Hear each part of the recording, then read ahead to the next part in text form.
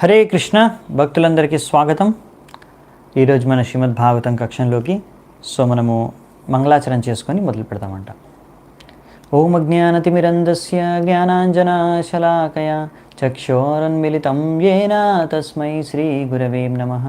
శ్రీచైతన్యమనోభీష్టం స్థాపితం యేన భూతలే స్వయం రూపా కదా మह्यं దదాతి స్వపదాంతికం.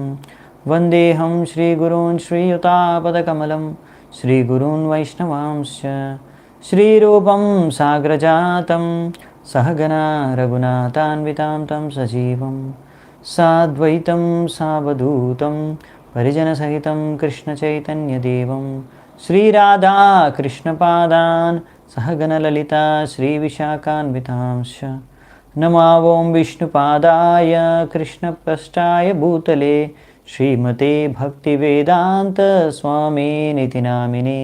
నమస్తే సారస్వతే దేవే గౌరవాణి ప్రచారిణే నిర్విశేషః శూన్యవాది పాశ్చాత్యదేశతారిణే.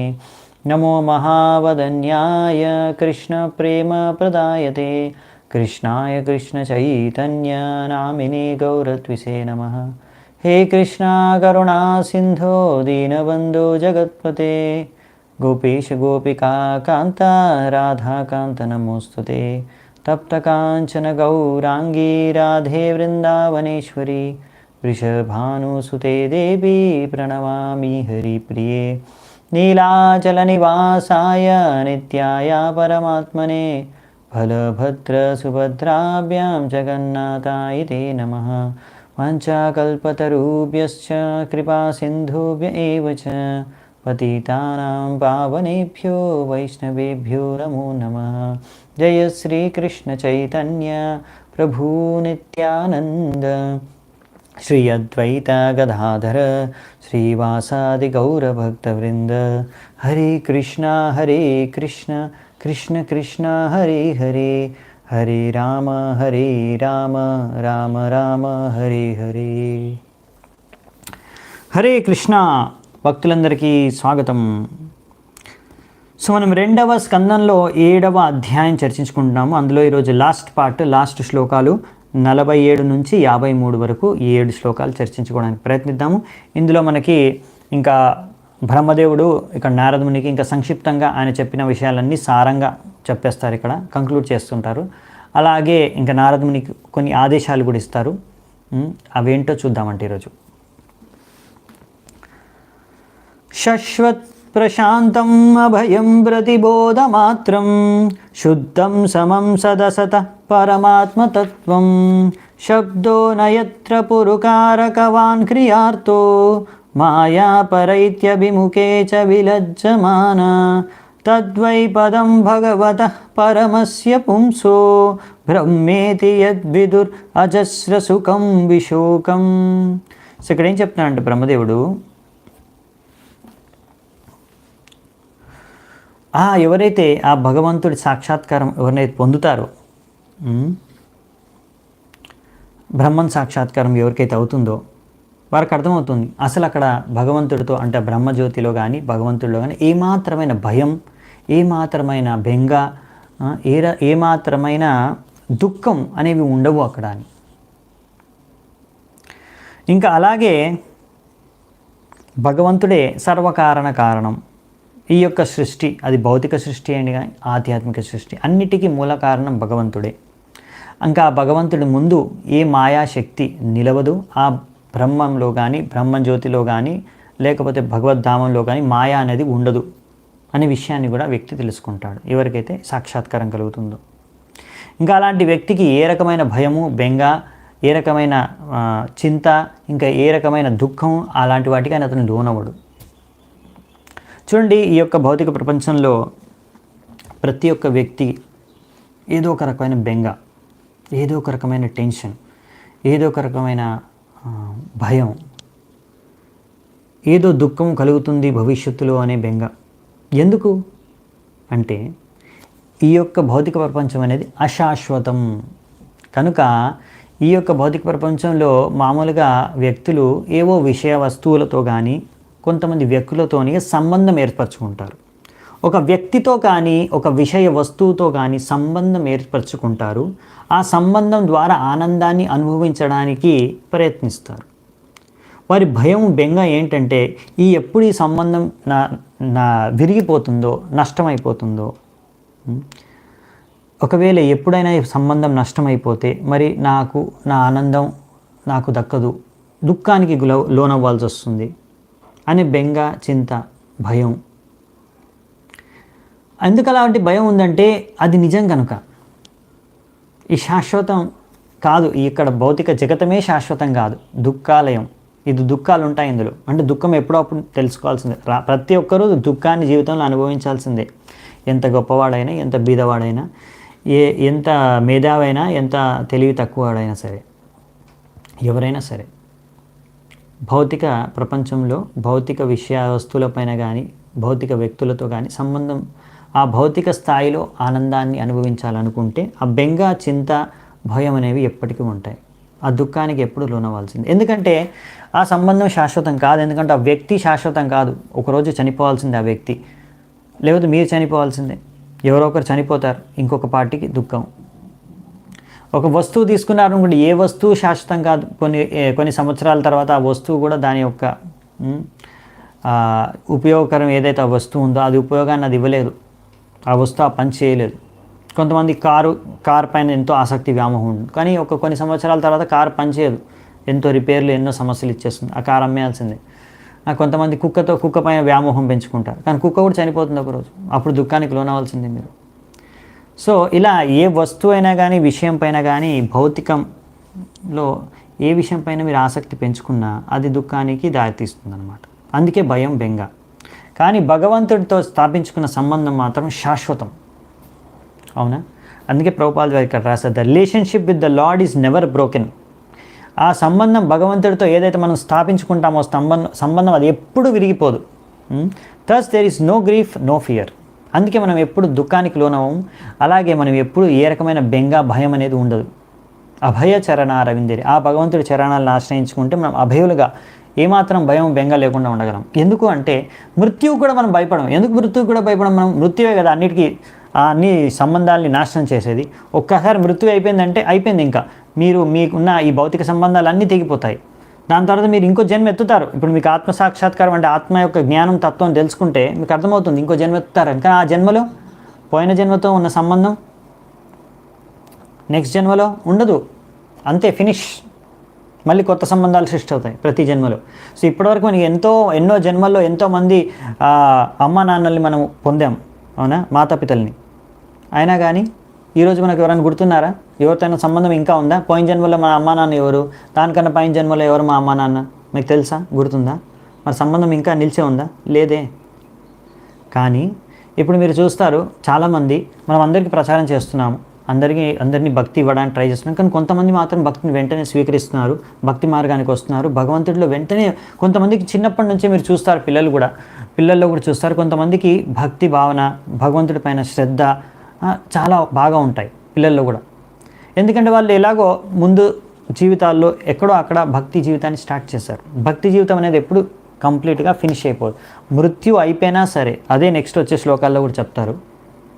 సో మృత్యు అయిపోయినా సరే ఆ భక్తి అనేది నశించిపోదు. అవునా? మనం ఏదైతే ప్రగతి సాధించామో అది ఎప్పుడు నశించిపోదు. వచ్చే జన్మలో మళ్ళీ అక్కడి నుంచి మన భక్తి అనేది కొనసాగుతూ ఉంటుంది. సో అందుకే ఎప్పుడు అది నష్టపోం మనం. భక్తి జీవితం ఎప్పుడు మన వేస్ట్ కాదు. ఇది అసలైన ఇన్వెస్ట్మెంట్. మిగతా ఇన్వెస్ట్మెంట్ అన్నీ వేస్ట్. ఈ బాడీ ఫినిష్ అయిపోయిందంటే అంత ఇన్వెస్ట్మెంట్ శూన్యం అయిపోద్ది. అవునా? కానీ ఈ భక్తి జీవితంలో ఎంత మీరు ఇన్వెస్ట్ చేశారో, మీరు బిజినెస్ మ్యాన్ అయితే ఒకవేళ, బిజినెస్ భాషలో చాలా ప్రాఫిటబుల్ అనమాట, చాలా లాభదాయకం. ఎందుకంటే ఇందులో ఎప్పుడు నష్టపోరు ఈ బిజినెస్లో. అందుకని మీ సమయాన్ని ఎంత ఎక్కువగా మీరు, మీ చేతనాన్ని ఎంత ఎక్కువగా మీరు ఈ భక్తి యోగ మార్గంలో, ఆధ్యాత్మిక మార్గంలో మీరు దాన్ని ఇన్వెస్ట్ చేస్తే, ఇన్వెస్ట్ చేయడం అంటే మనం ఏమంటాం తెలుగులో,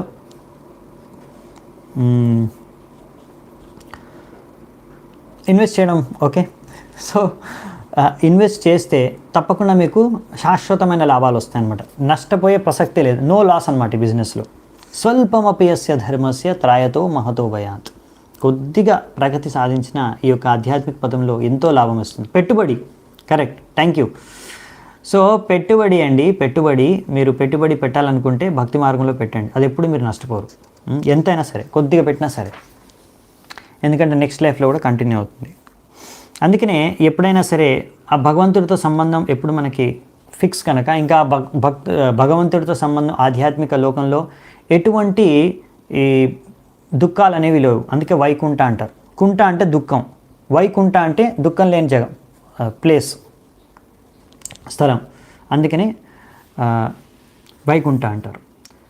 సో అందుకే ఇక్కడ కానీ కొంతమందికి ఏంటంటే ఎవరికైతే ఇంకా సంపూర్ణంగా భగవత్ సాక్షాత్కారం అవ్వలేదో, ఇంకా వాళ్ళు ఓన్లీ బ్రహ్మజ్యోతి మాత్రమే సాక్షాత్కారమైంది, ఇంకా భగవంతుడు అంటే ఓన్లీ బ్రహ్మన్ వరకే వాళ్ళకి తెలుసు, బ్రహ్మజ్యోతి అనుకుంటారు. వాళ్ళు అనుకుంటారు అక్కడ విలీనం అయిపోతుంది కదా ఆత్మ, అక్కడ భగవంతుడు అంటే రూపం లేదు కదా భగవంతుడికి, మరి మనకు రూపం లేదు, భగవంతుడికి రూపం లేదు, మరి ఎలా మనం సంబంధం ఆదాన ప్రదానం ఎలా చేసుకుంటాం? ఇప్పుడు మనం భౌతిక ప్రపంచంలో ఒక వ్యక్తితో, ఒక జీవితో, కుక్కతో కానీ ఒక వ్యక్తితో కానీ మనం సంబంధం ఏర్పరచుకుంటాం, వాళ్ళతో మనం కొన్ని ఆదాన ప్రదానాలు చేసుకుంటాం కదా, వ్యవహారం అంటే ఏదో రకంగా వాళ్ళతో ఇంటరాక్షన్స్ ఉంటాయి, మన ఇంద్రియాల ద్వారా కానీ, మన శరీరం ద్వారా కానీ, మన యొక్క పనుల ద్వారా కానీ, కార్యాల ద్వారా కానీ, మాటల ద్వారా కానీ. సో దాని ద్వారా మనకు ఆ రిలేషన్షిప్ ఆనందాన్ని అనుభవిస్తాం. మరి అక్కడ బ్రహ్మజ్యోతిగా ఆలోచించుకునేవారు, వారికి అర్థం కాదు ఈ విషయం. అందుకే వాళ్ళకి ఈ ఆధ్యాత్మికత గురించి సరిగ్గా తెలియదు. ఎవరైతే భగవత్ సాక్షాత్కారమైన వాళ్ళు, లేకపోతే భగవంతుడిగా మనం పూజించేస్తున్నాం, భగవంతుడిగా అర్థం చేసుకున్నాము. సో అక్కడ వైకుంఠ లోకంలో కూడా మనకి అక్కడ ఆధ్యాత్మిక రూపం ఉంటుంది. మనకు ఆధ్యాత్మిక రూపం, అక్కడ కూడా మనకి ఇంద్రియాలు ఉంటాయి, ఆధ్యాత్మిక ఇంద్రియాలు. ఇప్పుడు యాక్చువల్లీ ఏంటంటే ఇది డెడ్ బాడీ అండి. మనం దీని గురించి మళ్ళీ మనకు వస్తుంది. మీకు ఒక సింపుల్గా అంటే కొంచెం ఐడియా ఇస్తున్నాను. దీని గురించి విస్తృతంగా మనకు వచ్చే అధ్యాయంలోనే ఉంది, లాస్ట్ అధ్యాయంలో, ఈ యొక్క అంటే నెక్స్ట్ చాప్టర్లో.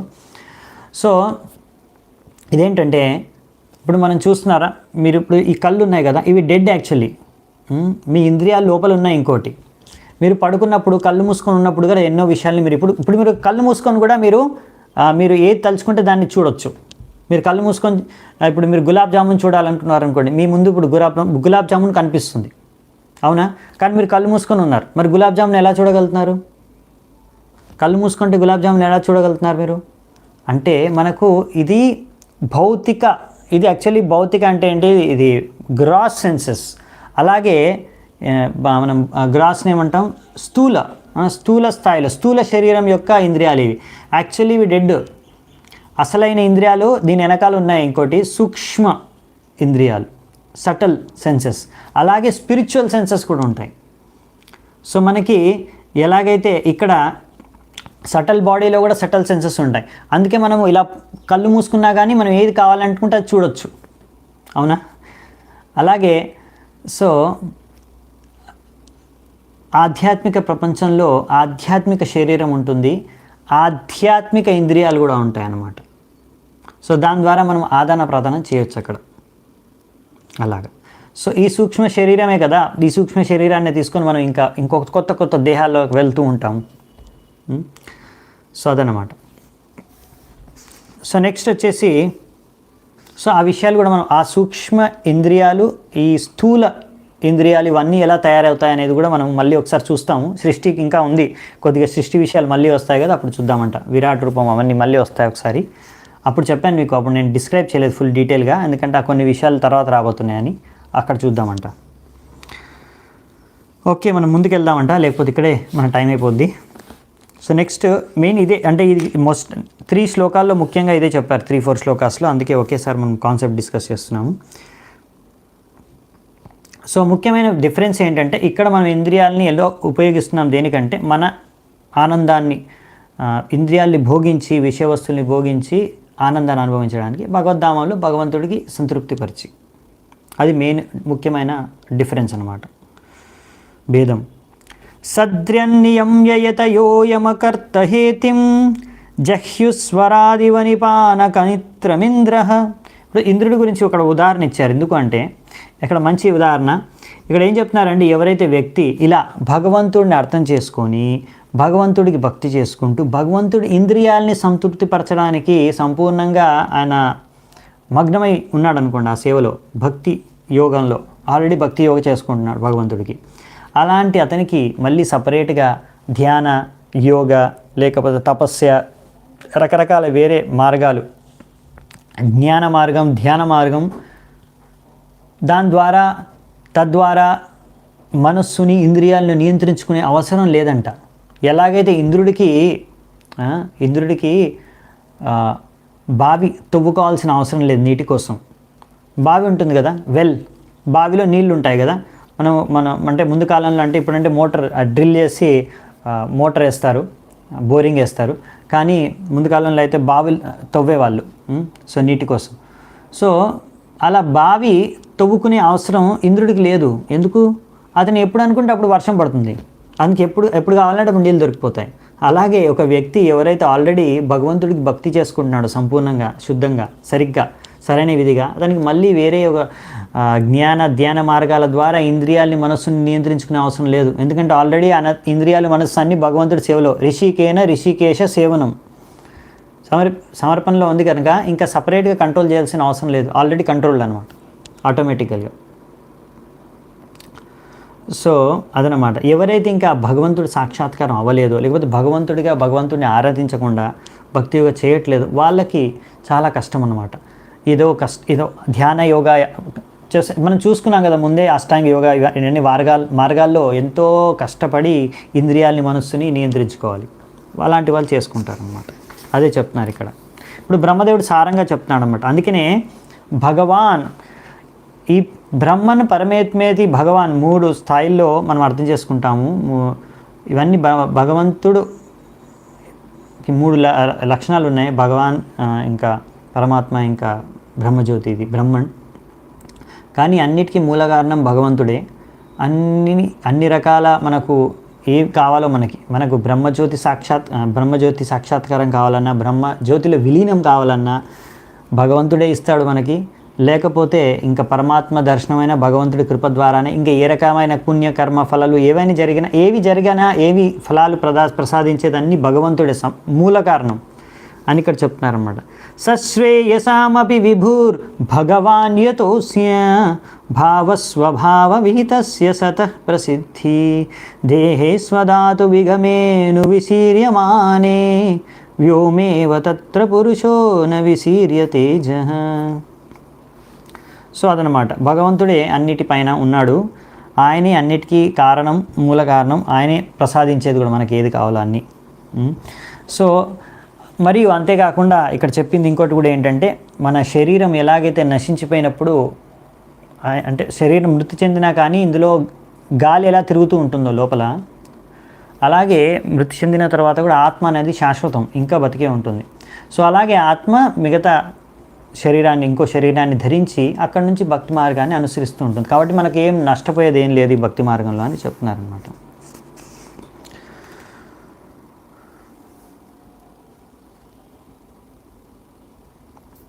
సో నెక్స్ట్ ఇక్కడ ప్రభుపాల్ ద్వారా అంటున్నారు, అలా భక్తి మార్గం అంటే నవవిధ భక్తి మనం ముందు కూడా చర్చించుకున్నాము, అందుకే దాన్ని విస్తృతంగా మళ్ళీ చర్చించుకోము, మళ్ళీ వస్తుంది దాని గురించి అలా ఒక ఫ్యూచర్లో.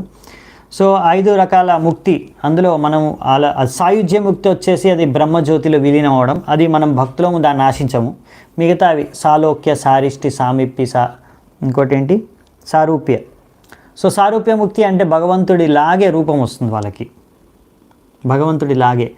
విష్ణుదూతల యొక్క వర్ణన వచ్చినప్పుడు చూడ్డానికి విష్ణులాగానే కనిపిస్తారంట. అఫ్కోర్స్ వాళ్ళకి ఆ కౌస్తుభమని, ఆ శ్రీవత్స మార్కు, వైజయంతిమాల ఉండకపోవచ్చు, కానీ మిగతా మామూలుగా చతుర్భుజ రూపం, యవ్వన వయస్సు, ఇంకా శంఖ చక్ర గద పద్మాలు, ఇంకా కిరీటం ద్వారా వాళ్ళు అన్నీ ఉంటాయన్నమాట. ఇలాగే ఎంతో అలంకరణతో, ఎంతో సౌందర్యంగా సారూప్య ముక్తి, అలాంటి భగవంతుడి లాంటి రూపం వాళ్ళకి లభిస్తుంది. ఎవరికైతే ఇలాంటి రకాల ముక్తి భగవంతుడు మనకి ప్రసాదిస్తాడు భక్తులకి. సాలోక్య ముక్తి అంటే భగవంతుడు ఆయన ఉన్న లోకంలోనే నివసించడం, అలాంటి సదుపాయం. సారిష్టి ముక్తి అంటే భగవంతుడి లాంటి ఐశ్వర్యాన్ని కలిగి ఉండడం. సామీప్య ముక్తి అంటే భగవంతుడితో సమీపంగా నివసించి సమీపంగా భగవంతుడితో పాటు లీలల్లో పాల్గొనడం, అలాంటి సాంగత్యం లభించవచ్చు. సో నెక్స్ట్ 50 నుంచి 53 అధ్యాయాల్లో ఇప్పుడు మనకి ఈ సారాన్ని చెప్తూ ఇప్పటివరకు ఇప్పుడు అన్నీ నారదునికి ఉన్న ప్రశ్నలన్నీ ఆ సమాధానం ఇచ్చేశాడు బ్రహ్మదేవుడు. ఇంకా సారంగా చెప్పేసి ఇప్పుడు ఆదేశాన్ని ఇవ్వబోతున్నాడు. ఏం ఆదేశమో చూద్దామంట. సో ఫస్ట్ ఇక సారంగా చెప్తున్నారనమాట బ్రహ్మదేవుడు. సోయం తే బిహితస్తాత భగవాన్ విశ్వభావన సమాసేన హరేర్నాన్యత్ అన్యస్మా సదసచ్చయత్. ఏం చెప్తున్నారంటే, నా ప్రియ పుత్ర నారదముని, ఇప్పటివరకు నేను అన్నీ నీకు నువ్వు అడిగిన ప్రశ్నలు అన్నీ చెప్పేశాను. సో అన్నిటికీ మూల కారణం కర్త హరి భగవంతుడే, ఇంకా వేరే ఏ కారణం లేదు ఈ సృష్టికి కానీ ఏ విషయానికి కానీ. సో అంటే ఈ యొక్క భౌతిక సృష్టికి కూడా కారణం భగవంతుడే. సో ప్రభుపాదులు ఒక విషయం చెప్తారు ఇక్కడ. ఒక్కొక్కసారి కొంతమంది భగవంతుడు ఉంటే ఎందుకు ఇలాంటి భౌతిక జగత్తుని సృష్టించాడు, ఇన్ని దుఃఖాలు ఉన్నాయి, ఇక్కడ ఎన్ని కష్టాలు ఉన్నాయి, మనకి ఇన్ని కష్టాలు ఎందుకు వస్తున్నాయి, భగవంతుడు ఉంటే మనం ఎందుకు కష్టపడాలి, భగవంతుడి కష్టాలు తొలగించవచ్చు కదా. అవునండి, మీరు భగవంతుడి భక్తి చేసుకొని భగవద్ధామానికి వెళ్ళిపోతే అక్కడ కష్టాలు ఉండవు. సో ఇది జైల్లో క్రిమినల్ అన్నాడు అనుకోండి, నన్ను ఎందుకు కొడుతున్నారు, నాకు ఎందుకు పనిష్మెంట్ ఇస్తున్నారు, ఇదేంటి అంటే మీరు వచ్చింది జైలుకి ఎందుకు, ఏదో తప్పు చేశారు అందుకే జైల్లో ఉంచారు కాబట్టి పనిష్మెంట్ ఉంటుంది. సో ఇప్పుడు మీరు సరిగ్గా అయిపోతే మిమ్మల్ని జైలు నుంచి విడుదల చేస్తారు. అలాగే మనం కూడా సరిగ్గా మళ్ళీ భగవంతుడికి భక్తి చేసుకుంటే మనం భగవద్ధామానికి వెళ్ళిపోతాం. సో ఈ లోకంలో ఉన్నదే దానికోసం. సో ఈ లోకం అంటేనే దుఃఖాలేం అశాశ్వతం అని ముందే కృష్ణుడు చెప్పేశాడు. ఎప్పుడు చెప్పలేదు ఇందులో చాలా సుఖాలు ఉంటాయని, ఇక్కడ చాలా సుఖంగా మీరు జీవించవచ్చని, భౌతిక సుఖాల ప్రకారంగా. సో ఇలా ఎవరైతే భగవంతుడికి విరుద్ధంగా భోగించాలనుకున్నారో వాళ్ళని ఇక్కడ పంపించేశారు. సో మరి ఇక్కడ దుఃఖాలే ఉంటాయి మరి. సో ఆ విషయాన్ని అర్థం చేసుకుంటాడు భక్తుడు. ఎవరైతే శాస్త్రాలని చదువుతారో వాళ్ళు అర్థం చేసుకుంటారు కనుక వాళ్ళు ఇలాంటి ప్రశ్నలు లేరు.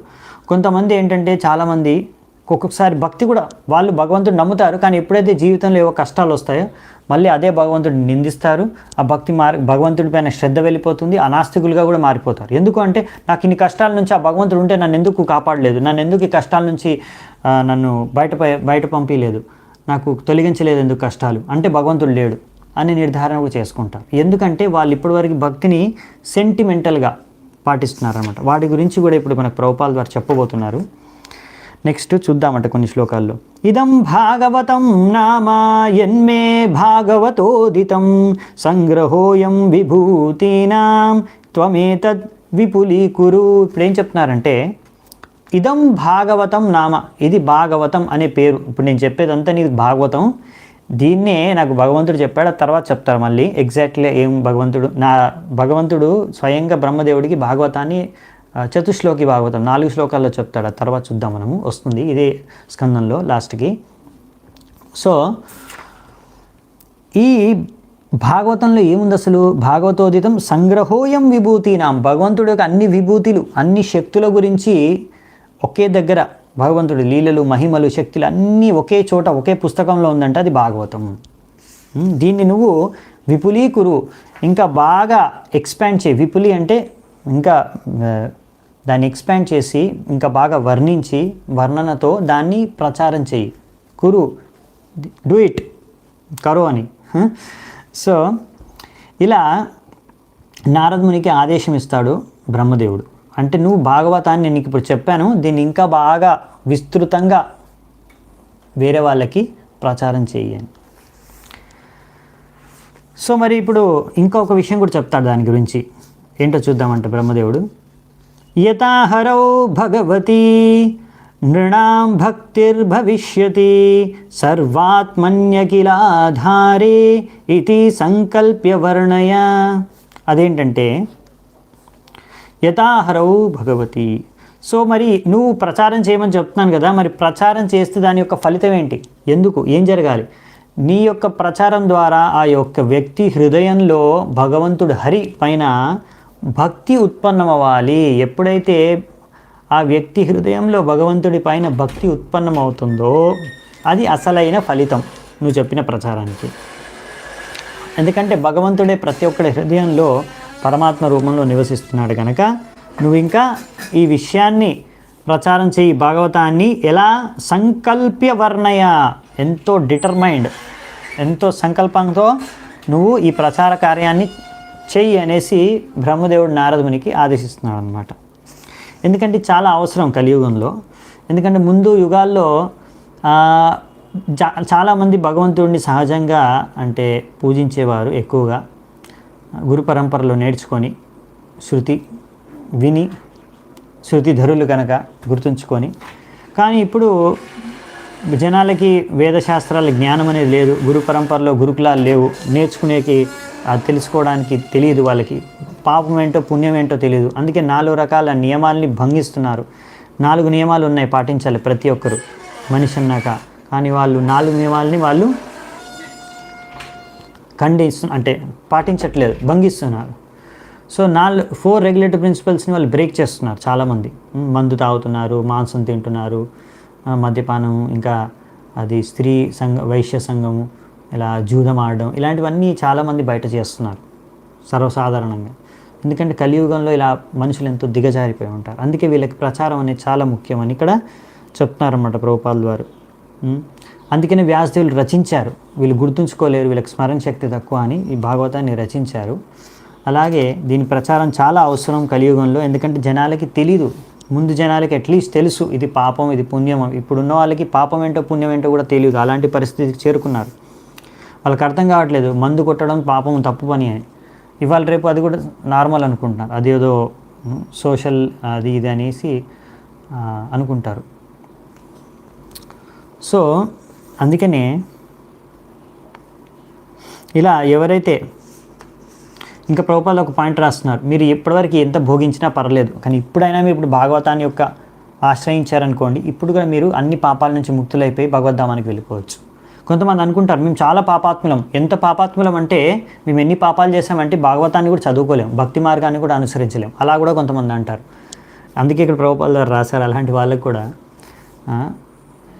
బేసికల్గా చెప్పాలంటే వాళ్ళకి మాకు ఇష్టం లేదు, మాకు ఇంట్రెస్ట్ లేదు అని చెప్పడానికి వాళ్ళకి ధైర్యం చాలక ఇలా ఇండైరెక్ట్గా చెప్తుంటారు, మేము ఎంతో పాపాత్ములం, ఈ భక్తి మార్గాన్ని చేసే యోగ్యత మాకు లేదు, అంత సామర్థ్యం మాకు లేదు, మేము యోగ్యులం కాదు, అలా కూడా మాట్లాడుతుంటారు. మెయిన్లీ ఏంటంటే నాకు చేయాలని లేదు ఇవన్నీ, నేను ఇంకా పాపాలు అలాగే చేస్తూ ఉంటాను, నాకు తెలిసినా సరే అది పాపం అని నేను వదులుకోలేను అని చెప్పడం దాని అర్థం.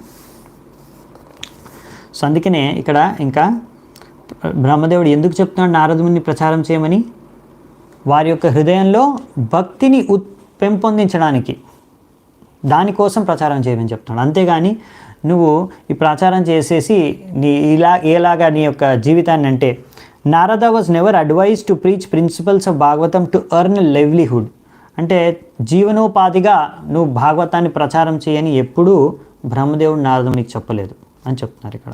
ఎందుకంటే చాలామంది ఇవాళ రేపు భాగవత్ సప్తా అనేసి బయట మీకు అంటే మన సౌత్లో చాలా తక్కువ, కానీ నార్త్లో ఎక్కువ, బృందావన్లో అక్కడ వెళ్ళారంటే మీరు ఎక్కువగా చూస్తారు. సౌత్లో, నార్త్లో, ఇంకా మిగతా వెస్ట్లో కూడా ఇండియాలో. సో అక్కడ భాగవత్ సప్తా అని 7 రోజులు చెప్తారనమాట. ఆ 7 రోజులు ముఖ్యంగా కృష్ణుడి యొక్క రాసలీల, ఇంకా అలాంటి అంతరంగ లీలలు, ఎక్కువగా రాధాకృష్ణ లీలలే చర్చించుకుంటారు. ఇంకా ఇష్టి లీల ఇవన్నీ చెప్పుకోరు, ఫస్ట్ క్యాంటో నుంచి చెప్పరు అనమాట. ఓన్లీ 10th క్యాంటోలో కొన్ని లీలలు మాత్రమే, అవి చాలామందికి ఇంట్రెస్ట్ ఉండే లీలలు మాత్రమే చర్చించుకుంటారు. దానికి ఒక్కొక్క రోజుకి 5,000 అలా ఛార్జ్ చేసి తీసుకుంటారు అన్నమాట డబ్బులు. ఆ విధంగా వాళ్ళు మామూలుగా వాళ్ళు భక్తులు కాదు, సరైన భక్తులు కాదు, ఎంతో వాళ్ళని చీప్ రిసైటర్స్ అంటారు ప్రభుపాదుల వారు ఇక్కడ. చౌక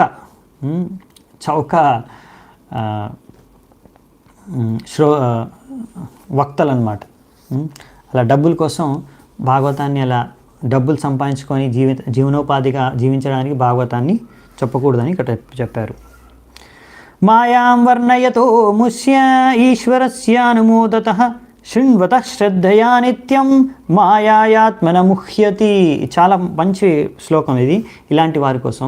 ఇక్కడ ప్రభుపాదులో చాలా ఇంపార్టెంట్ పాయింట్స్ చేస్తారు. ఏంటంటే ఇక్కడ మాయాం వర్ణయతో ముష్య, ఇప్పుడు ఈ యొక్క సృష్టి లీల అనేది మాయామోహితమైనది ప్రపంచం, అవునా? ఈ యొక్క మాయా ప్రపంచం అంటే ఒక విధంగా బహిరంగ శక్తి ద్వారా ఇది నియంత్రించబడే ఈ యొక్క భౌతిక ప్రపంచాన్ని భగవంతుడు సృష్టిస్తాడు కదా.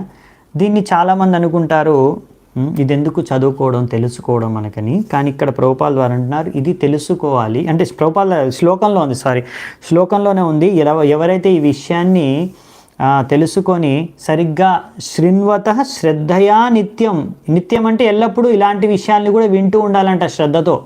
ఓన్లీ కృష్ణుడు రాసలీల గురించి కాదు, ముందు కృష్ణుడు ఇంకా వేరే లీలల కన్నా ముందు దీన్ని ఎవరైతే శ్రద్ధగా వింటారో వాళ్ళు మాయాయాత్మ న ముహ్యతి, మాయ ద్వారా ఎప్పుడు మోహితులు కావరంట. మాయ నుంచి మీరు ముక్తులు అవ్వాలంటే రాసలీల కాదు, సృష్టిలీల వింటే అప్పుడు మాయ నుంచి మోహితులం కాకుండా మనం బయటపడగలమంట.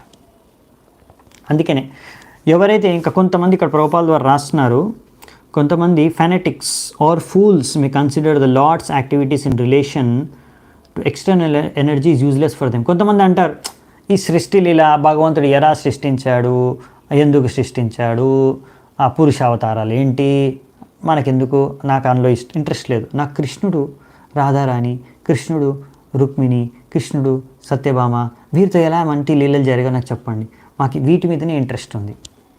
సో ఇది సరైన పద్ధతి కాదనమాట. మళ్ళీ ఇక్కడ కూడా రాస్తారనమాట.